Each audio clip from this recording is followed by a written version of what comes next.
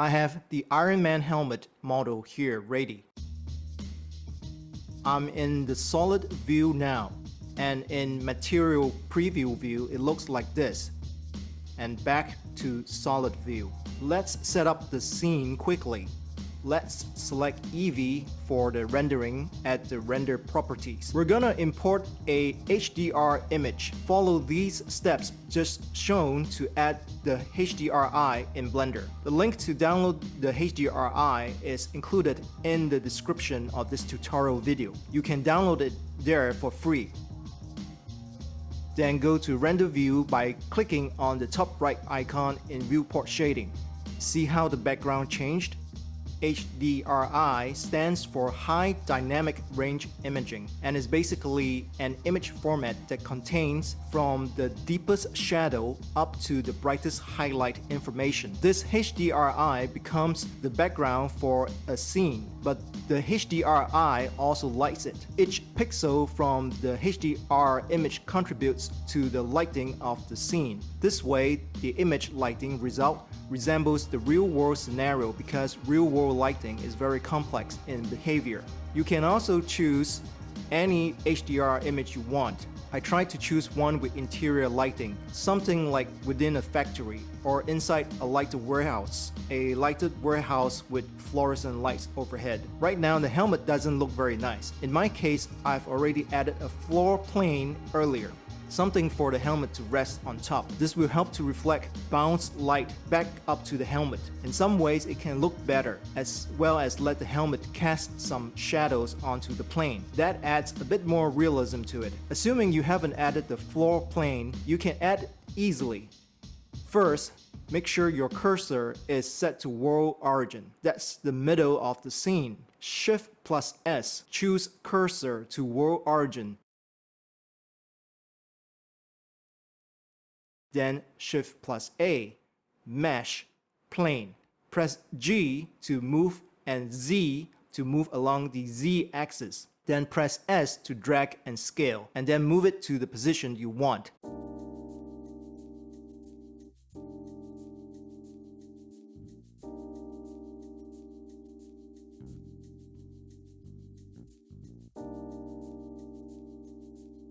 That was just to simply quickly demonstrate for you to see, so I'm deleting this extra plane.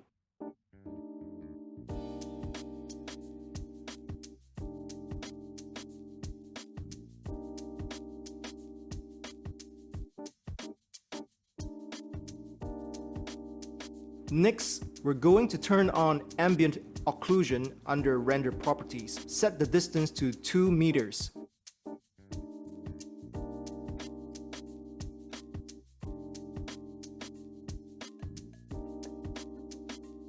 No need bloom. Keep that off. We need screen space reflections. Keep that turned on. So at the moment it looks like this.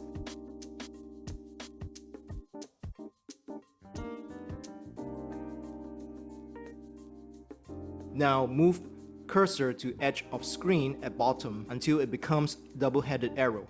Right-click, split the screen, and open the shader editor. Select a part on the helmet, then go to the Materials Properties tab. Click New. You would see in the little preview window an orb that is all solid white.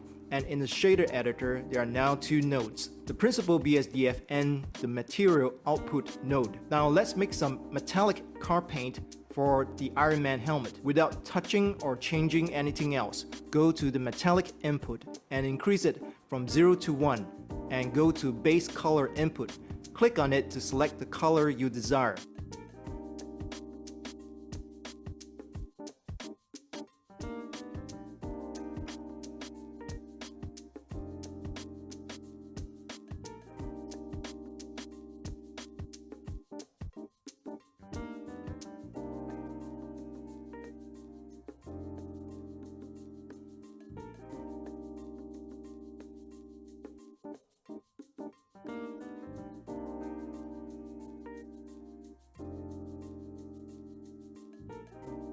So for the Iron Man, obviously it has to be metallic gold color, so I tried to pick that. Let's have a quick look by moving the helmet. Looks pretty okay.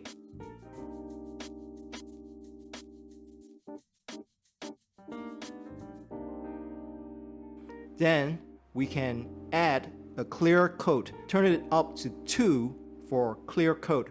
Type in 2.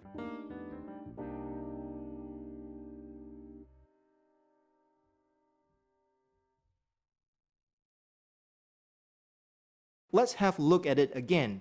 Not bad, I think. Quite nice, quite nice.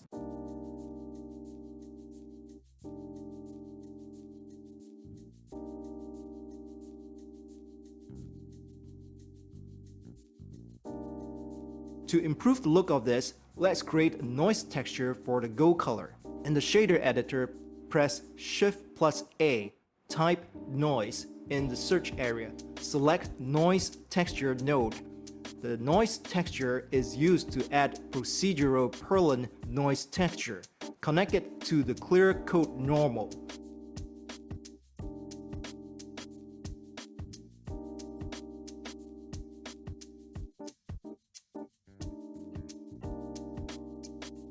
Now it looks cloudy. Don't worry. It's supposed to look that way for now. More adjustments to do. Next, we're going to add a bump node. Remember to connect it to height input. Now we are going to do something with the node wrangler control. Make sure you have the node wrangler turned on first. Mine is already turned on earlier. You can go to Preference, Add On,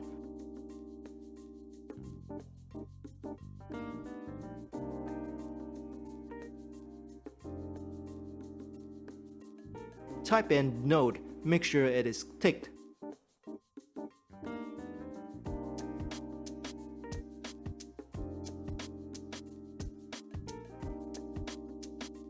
Click on the top of the noise texture node and then Ctrl+T. Immediately, the texture coordinate node and mapping node are added.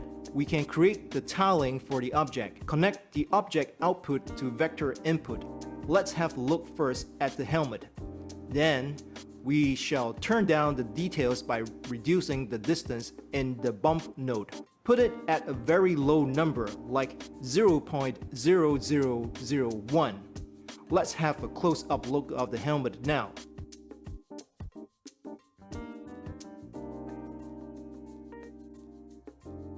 Let's see.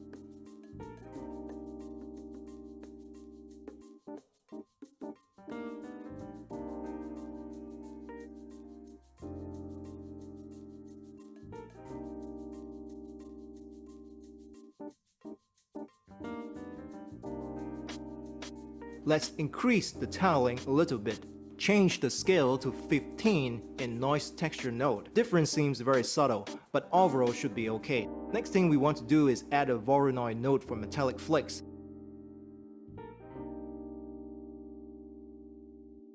Let's have a close-up look of the helmet now.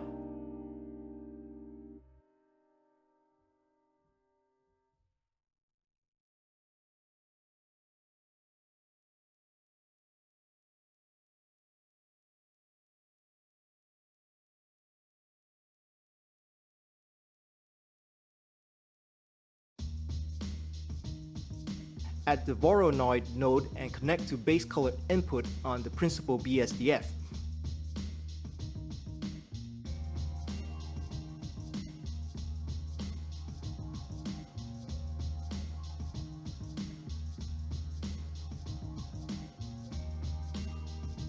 And now the helmet has a Voronoi pattern.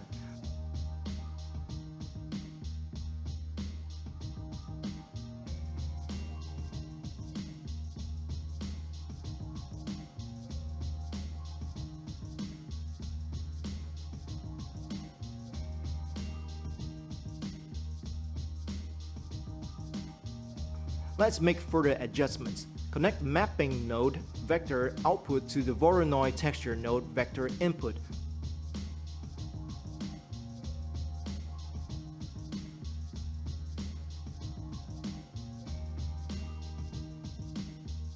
Then increase the scale on the Voronoi texture node up to 200.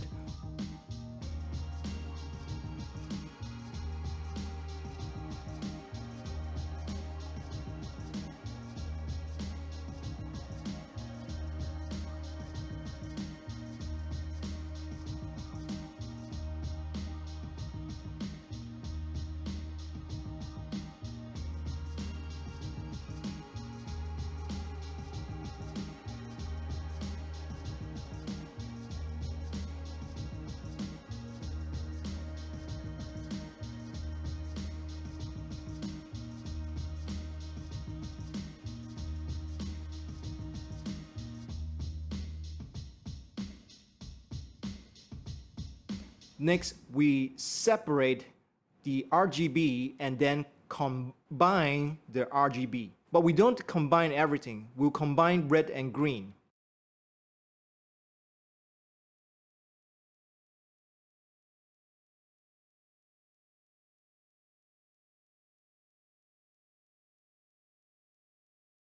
For blue, key in the value of 1. Let's move the nodes around a bit to make space for more nodes to be added.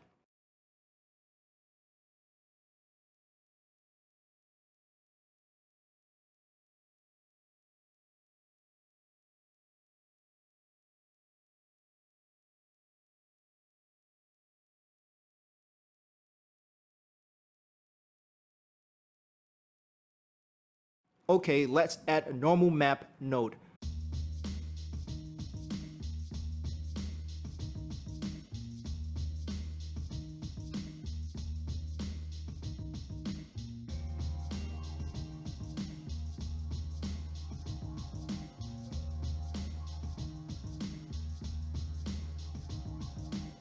Connect it to the normal input of the principal shader. Connect the combined RGB node to the color input on the normal map node. It looks odd and purplish because we need to disconnect the combined RGB node from the principal shader.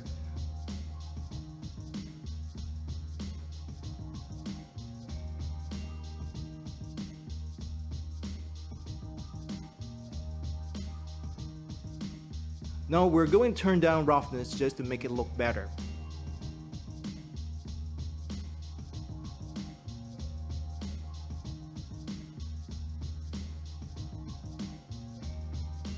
To balance the metallic flakes, let's add a value node and connect it to scale and enter value of 15.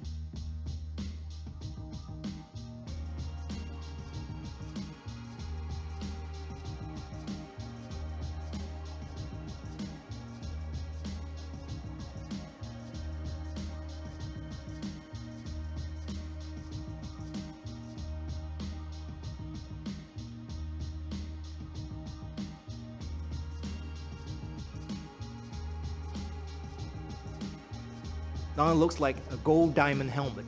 A bit more adjustments to do.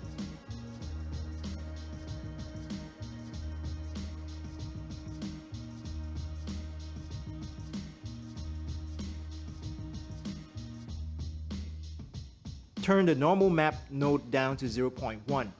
Still not quite there yet, but we'll get there for the final result. Without changing anything else, let's head to the principal shader and look at the roughness input value. Let's increase roughness to about 0.286.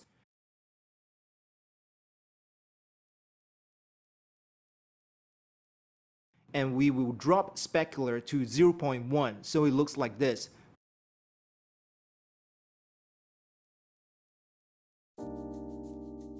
Then let's go back to the value node and increase the value. Let's bump it up to 1000 and have a look again.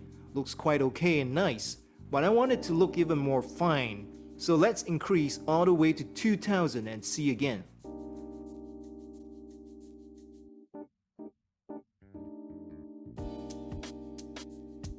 Let's have a close-up look of the helmet now.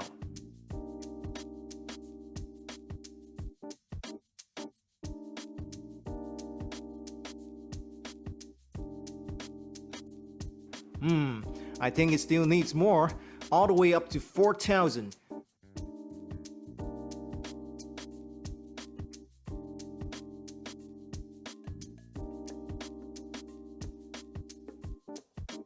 Okay, now that looks about right. What we can do is go and maybe adjust the gold color a little bit more. This is personal preference. I prefer it to look a bit lighter gold. Let's see now. I think not bad, nice. Just trying to match it with what I saw in the Iron Man movies.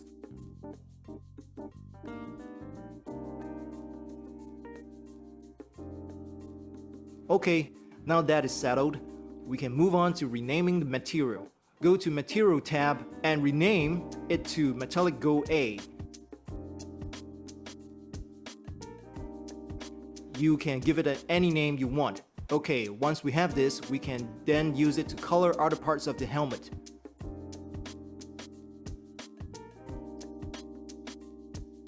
So I'm gonna select this part of the helmet and then select the gold material I renamed just now. And then click the duplicate button to duplicate it. Next, rename it. We're going to make this our metallic red color easily. Then click the color wheel again to choose the right color for the red. In the movies, the red was pretty darker. So let's lower the brightness. Now that looks much better, don't you think? Nice, nice.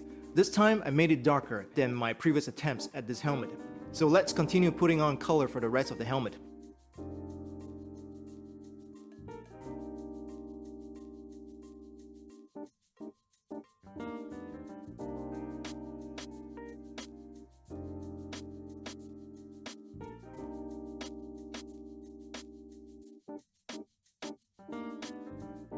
Oops, accidentally colored the bottom plane red.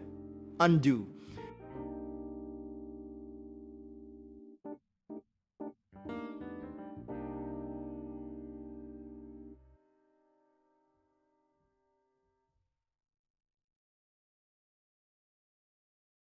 Okay, now comes to the mouth part. Just before the chin, it's supposed to be gold too. So we need to assign two colors to one object. For this, we need to go into edit mode and zoom in a bit. In object mode, I select the gold faceplate and hide it by pressing H. And then I hide the inner faceplate too, so they wouldn't obstruct me when I select just the mouth part to color in the gold.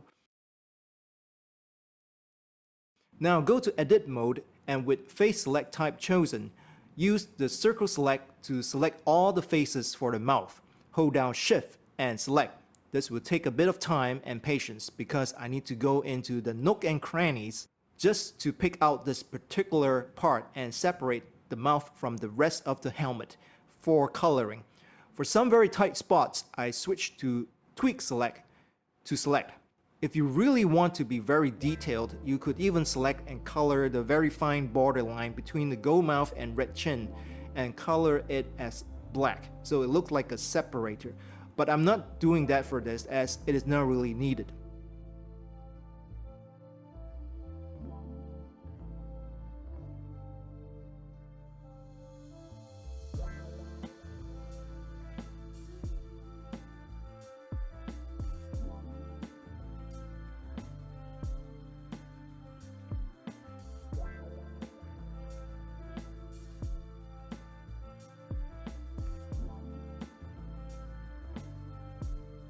For some very tight spots, I would also turn on X-ray and wireframe view to select.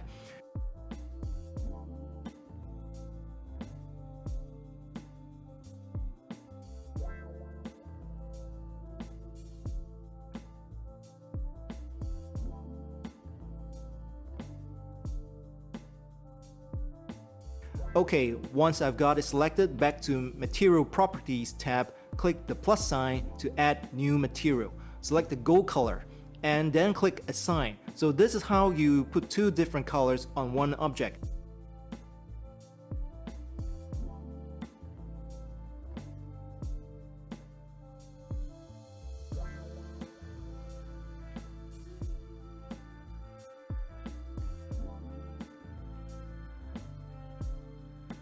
I will unhide everything by clicking Alternate plus H. Everything is unhidden, including modeling parts I used earlier that are not needed now.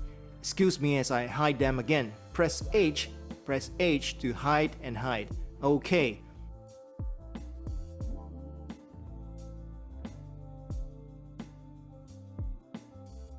Let's turn the helmet around to see it. Just a bit more to go for the screws on the faceplate. Just repeat the steps we did just now to color them. Easy. What's left is the inner faceplate, which is kind of black, and the eyes. For the black, you can duplicate the gold or red paint we made and set it to black and reduce the shininess by adjusting things like the metallic value, specular tint, and roughness values.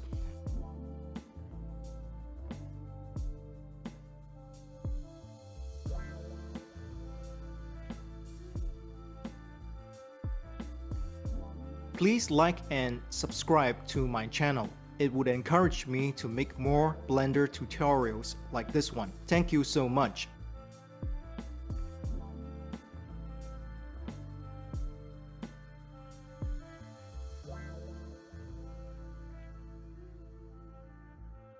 That is all we have for part 1 of this tutorial. In part 2, we will learn how to set texture to the plane below so it will look like a metal tread plate instead of a white plane, and also to change the eyes to glass eyes.